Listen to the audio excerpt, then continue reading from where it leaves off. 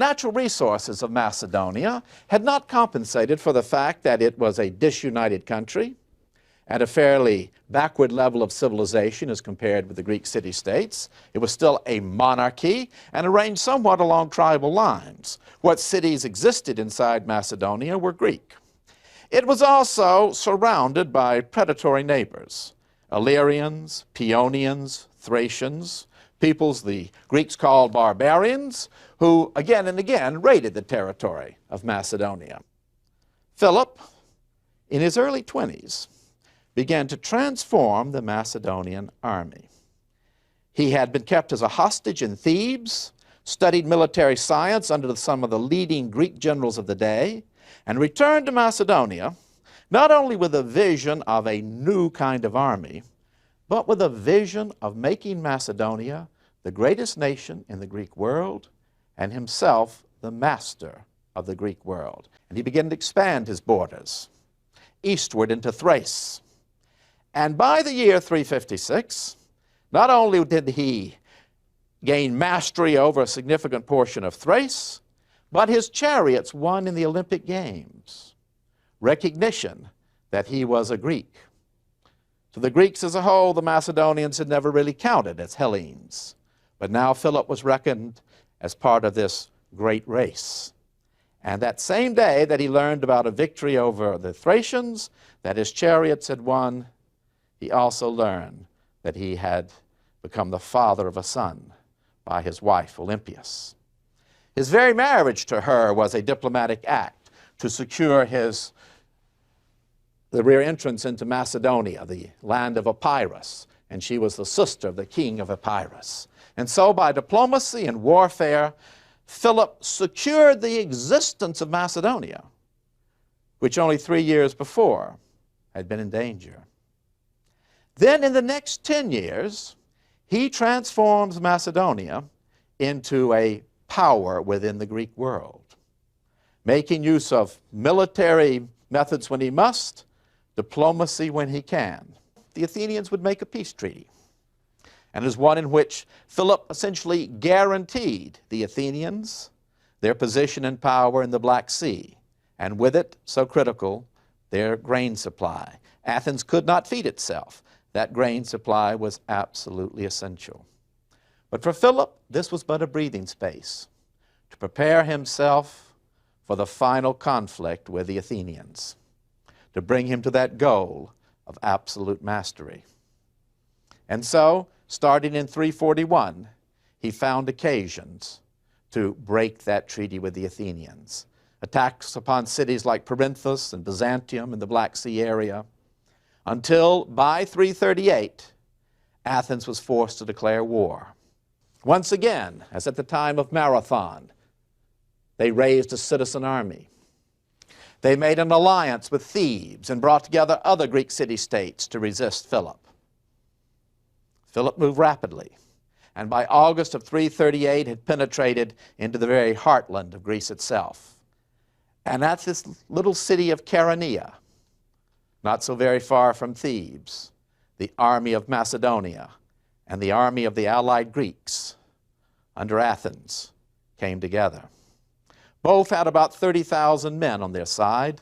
Philip's Macedonians fighting in their new formation, the Athenians and Thebans, the Corinthians and their other allies, not the Spartans. The Spartans do not participate, but the allied Greek force fighting as hoplites.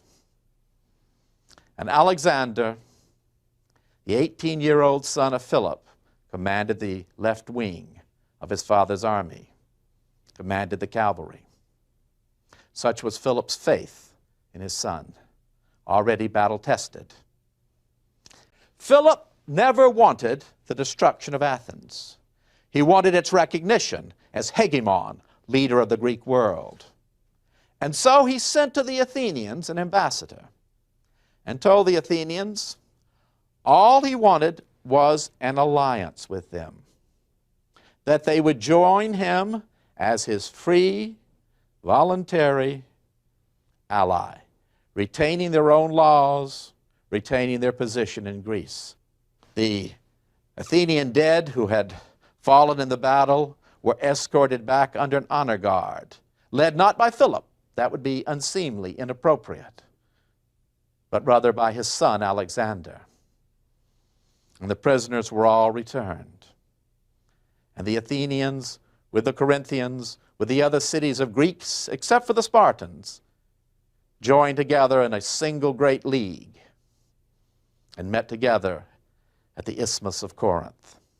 And at Corinth in 338, this new league of the Greeks elected Philip as their commander-in-chief, joined itself into a perpetual alliance with Macedonia, and elected Philip as commander-in-chief of an expeditionary force to march against the Persian Empire, to take vengeance upon the Persians for the sacrileges ravaged upon Greece by Xerxes when he burned the temples and shrines of the gods, and to liberate the Greek cities of Asia Minor, which had fallen back under the control of the Persians.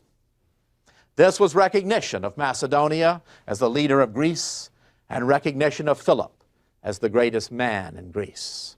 It was also an opportunity for the Greeks to fight side by side with Macedonians and to join together in greater solidarity, his new league of Greece. It was a vision that some of the finest minds of the age, men like Isocrates of Athens, had, of Greeks not fighting against themselves in this perpetual internecine warfare, but together, one nation, the Hellenes, and opening up the entire East to colonization by the Greeks and relieving the pressure on land that was such a cause of civil war.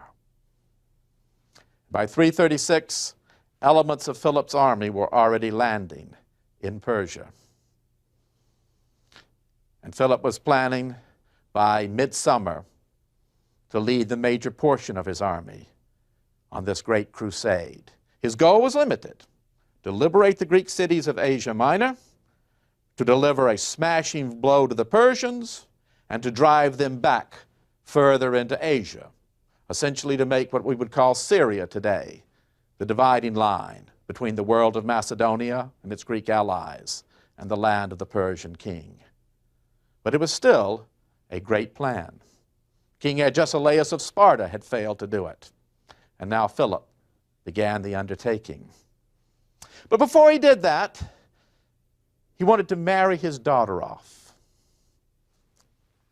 He had chosen to be her new husband, her uncle, the king of Epirus. And the occasion of this wedding in June of 336 was to bring the whole of the Greek world in the form of its ambassadors to his great capital city at Pella, to show them the splendor of his court and how much of a Greek he was. And Pella is indeed a Greek city with magnificent mosaics, glorious Greek temples and tombs and Greek-style houses, and a Greek theater, which was where the wedding was going to be held.